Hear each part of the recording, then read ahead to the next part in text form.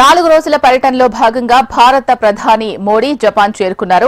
నేటి నుంచి సెప్టెంబర్ 1 వరకు జపాన్, చైనా దేశాల్లో పర్యటించనున్నారు.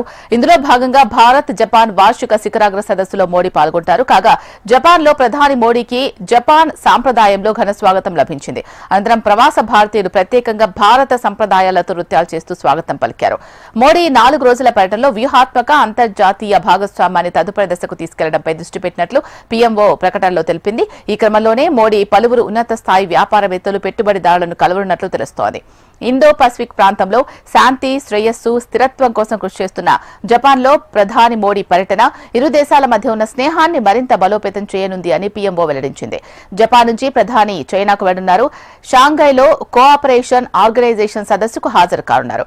గాల్వాన్ ఘటన తర్వాత ప్రధాని మోడీ చైనాకు తొలిసారి వెళ్లనున్నారు. అమెరికా అధ్యక్షుడు ట్రంప్ భారత్పై టారిఫ్ల నేపథ్యంలో ప్రధాని మోడీ జపాన్, చైనా పర్యటన మరింత ప్రాధాన్యం సంతరించుకుంది.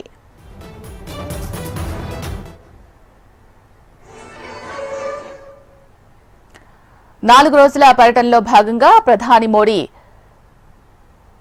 జపాన్ చేరుకున్నారు. దీనికి సంబంధించి పూర్తి సమాచారం మా ప్రతినిధి ఢిల్లీ నుంచి ఆర్కే అందిస్తారు. ఆర్కే, చెప్పండి.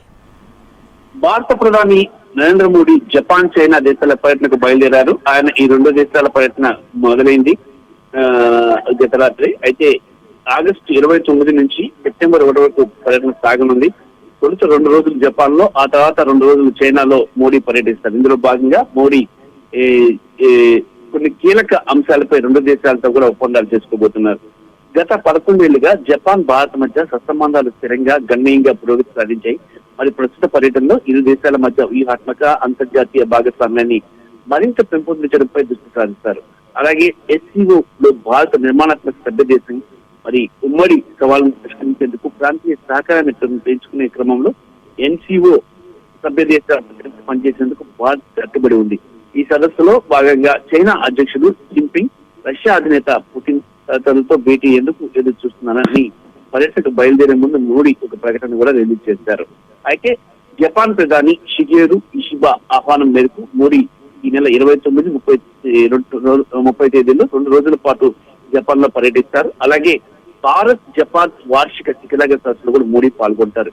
ఈ క్రమంలోనే ఆయన పలువురు ఉన్నత స్థాయి వ్యాపారవేత్తలు, పెట్టుబడిదారులు కలుస్తారు. ఇండో పసిఫిక్ ప్రాంతంలో శాంతి, శ్రేయస్సు, స్థిరత్వం కోసం కృషి చేస్తున్న జపాన్ లో భారత ప్రధాని పర్యటన ఈ దేశాల మధ్య స్నేహాన్ని మరింత బలోపేతం చేస్తుందని విదేశాంగ కార్యదర్శి విక్రమ్ చెప్పారు.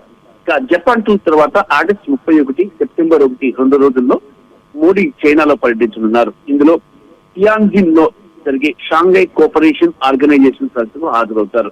ఈ సదస్సు సందర్భంగా ఏర్పాటు చేసే బ్యాంకెట్ ఇందులో కూడా ఆయన పాల్గొంటారు. సరిహద్దులో గాల్వాన్ ఘటన తర్వాత ప్రధాని తొలిసారి చైనా పర్యటనకు వెళ్లడం ప్రాధాన్యత సంతరించుకుంది. కాగా అమెరికా అధ్యక్షుడు డొనాల్డ్ ట్రంప్ ఇటీవల భారత్ పై ప్రతీకార సుంకాలతో విరుచుకుపడ్డారు. ఆయన ఇప్పటికే భారత్ దిగుమతులపై 50% సుంకాలు విధిస్తున్నారు. ఇలాంటి సందర్భంలో ప్రధాని మోడీ చైనా, జపాన్ పర్యటన మరింత ప్రాధాన్యత సంతరించుకుంది. మరోవైపు భారత్ పై ట్రంప్ విధిస్తున్న టారిఫ్ను ఇటీవలే డ్రాగన్ కంట్రీ చైనా తీవ్రంగా ఖండించింది. ఇది ప్రపంచం కూడా చాలా ఆశ్చర్యంగా తిలకించింది. మరి తొలిసారిగా 2015లో ప్రధాని హోదాలో మోడీ బీజింగ్కి వెళ్లారు. అలా ఇప్పటి వరకు 5 సార్లు భారత ప్రధాని ఆ దేశంలో పర్యటించారు. 2019లో ఆఖరిసారిగా చైనాలో పర్యటించారు. ఆ తర్వాత 2020లో లడాక్ సరిహద్దులో భారత్, చైనా సైనికుల మధ్య ఘర్షణతో ఇరు దేశాల మధ్య దౌత్య సంబంధాలు పూర్తిగా దెబ్బతిన్నాయి.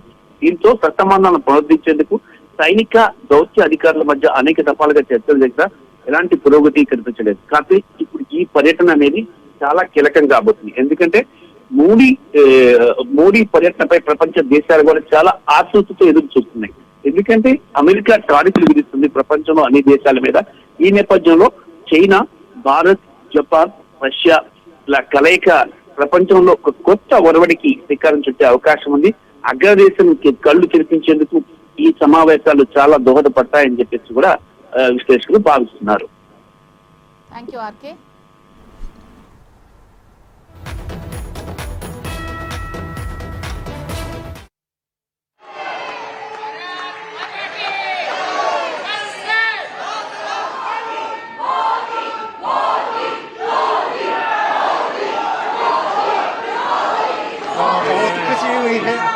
अच्छे दिन मेरे लिए आ गए हैं जापानी लोगों के लिए।